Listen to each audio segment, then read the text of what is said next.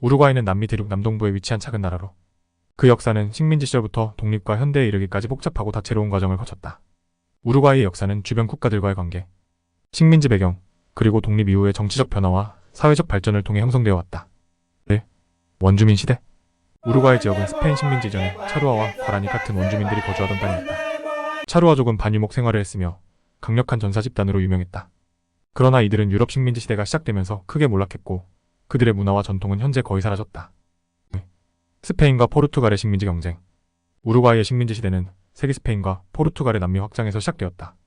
연 스페인 탐험가 후안 디아즈 데 솔리스가 현재의 우루과이 지역에 도착하면서 유럽의 영향이 본격적으로 시작되었다.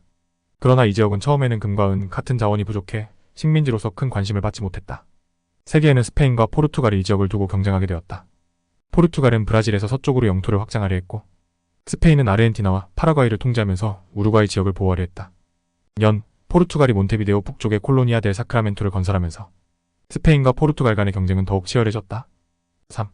몬테비데오의 설립과 스페인 통치. 스페인은 포르투갈의 확장을 저지하기 위해 연에 몬테비데오를 건설했다. 몬테비데오는 중요한 해군 기지로서 스페인 남미 제국을 방어하는 데 중대한 역할을 했다. 이 시기에는 식민지 경제가 주로 가축 방목과 무역에 의존했으며 몬테비데오는 서서히 지역의 중요한 상업 중심지로 성장하게 되었다. 우루과이의 전략적 위치는 스페인 제국 내에서 중요한 의미를 가졌으며 부에노스아이레스와의 연결 통로로 활용되었다. 그러나 스페인 제국 내에서 우루과이 지역은 상대적으로 작은 식민지로 남아있었고 인구는 여전히 적었다. 4. 독립투쟁. 우루과이의 독립운동은 세기 초반 나폴레옹 전쟁과 유럽의 정치적 변화로 인해 촉발되었다. 연 나폴레옹의 스페인 침공은 스페인 식민지 전체에 큰 혼란을 불러일으켰고 라틴 아메리카 전역에서 독립운동이 시작되었다. 우루과이도 그 영향에서 벗어나지 못했다. 우루과이의 독립투쟁은 호세 헤르바시오 아르티가스라는 인물이 주도했다. 아르티가스는 농민과 원주민 등 하층민을 대변하며 연해 스페인 식민 정부의 반란을 일으켰다. 이는 아르헨티나 독립군과의 협력으로 이어졌으며 스페인군을 몰아내는 데 성공했다. 그러나 이 독립운동은 곧 포르투갈이 우루과이를 침략하면서 또 다른 도전에 직면하게 된다. 5. 브라질과 아르헨티나의 갈등. 연 포르투갈은 브라질에서부터 우루과이로 진격하여 이 지역을 점령했다.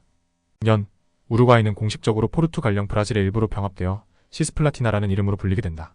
그러나 우루과이 사람들은 이를 받아들이지 않고 독립을 위한 저항을 계속했다. 연 아르헨티나의 지원을 받은 우루과이 독립군은 브라질의 반란을 일으켰다.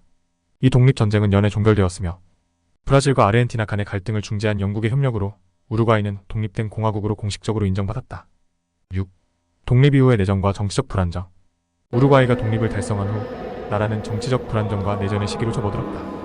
독립 후 초기 정치 구조는 크게 두 개의 주요 정치 세력으로 나뉘었다. 블랑코스주로 농촌 지역의 지지를 받으며 농업 기반의 전통적인 가치와 지역주의를 중시했다. 콜로라도스 도시 상류층과 무역업자들의 지지를 받았으며 자유주의적 성향과 근대화를 추구했다.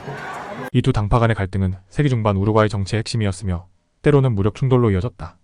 특히 년부터 년까지 이어진 대전쟁은 우루과이 역사에서 중요한 사건이다.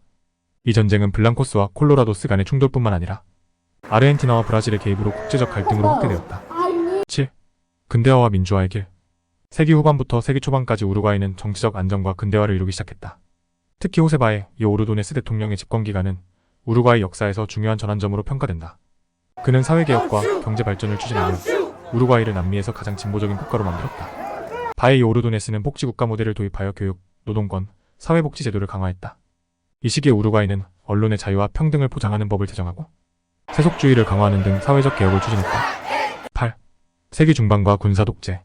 우루과이는 세기 중반까지 민주주의 국가로 유지되었으나 연대와 연대에 들어 경제 위기와 정치적 혼란이 발생했다. 이에 따라 좌익 게릴라 그룹인 투파마로스가 등장하여 정부의 반기를 들었고 폭력적인 저항 활동이 증가했다. 연 우루과이에서는 군사 쿠데타가 발생하면서 군사 독재 시기가 시작되었다. 이 시기에는 정치적 탄압, 언론 검열, 인권 유린이 만연했으며 많은 사람들이 체포되거나 실종되었다.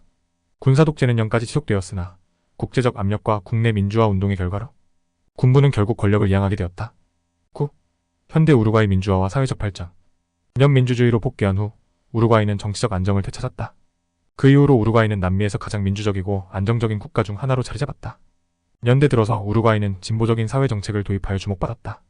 동성결혼 합법화, 낙태 합법화, 그리고 마리화나 합법화 등이 이루어졌으며 이는 전 세계적으로도 눈에 띄는 변화였다. 우루과이는 현재 남미에서 가장 높은 수준의 복지제도와 민주적 제도를 유지하고 있으며 국민의 삶의 질이 높은 나라로 평가받고 있다. 더욱 촘촘한 세계 정보를 알고 싶으시다면 좋아요와 구독